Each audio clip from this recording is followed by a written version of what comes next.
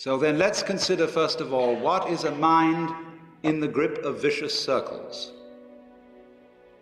Well, one of the most obvious instances that we all know is the phenomenon of worry. The doctor tells you that you have to have an operation. And that has been set up so that automatically everybody worries about it. But since worrying takes away your appetite and your sleep, it's not good for you. But you can't stop worrying, and therefore you get additionally worried that you are worrying.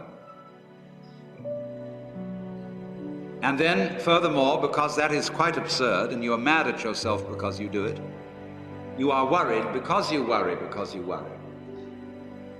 That is a vicious circle. So now, can you allow your mind to be quiet? Isn't it difficult? Because the mind seems to be like a monkey, jumping up and down and jabbering all the time. Once you've learned to think, you can't stop. And an enormous number of people devote their lives to keeping their minds busy and feel extremely uncomfortable with silence. When you're alone, nobody's saying anything, there's nothing to do. There's this worry, this lack of distraction. I'm left alone with myself, and I want to get away from myself. I'm always wanting to get away from myself. That's why I go to the movies, that's why I read mystery stories, that's why I go after girls or anything that you do, or get drunk or whatever. I don't want to be with myself. I feel queer. So, well, why do you want to run away from yourself? What's so bad about it? Why do you want to forget this? Why do you want to become yourself?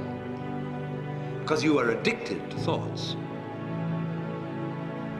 This is a drug, a real dangerous one. Compulsive thinking, going on and on and on and on and on all the time. It's a habit.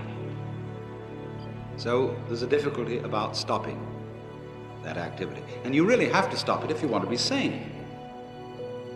Because if I talk all the time, I don't hear what anyone else has to say. Then I'll end up in the situation of having nothing to talk about but my own talking. Or so in exactly the same way, if I think all the time, I won't have anything to think about except thoughts. So in order to have something to think about, there are times when you simply must stop thinking. Well, how do you do that? The first rule is don't try to. Because if you do, you will be like someone trying to make rough water smooth with a flat iron. And all that will do will stir it up. So in the same way as a muddy, turbulent pool quiets itself when left alone, you have to know how to leave your mind alone.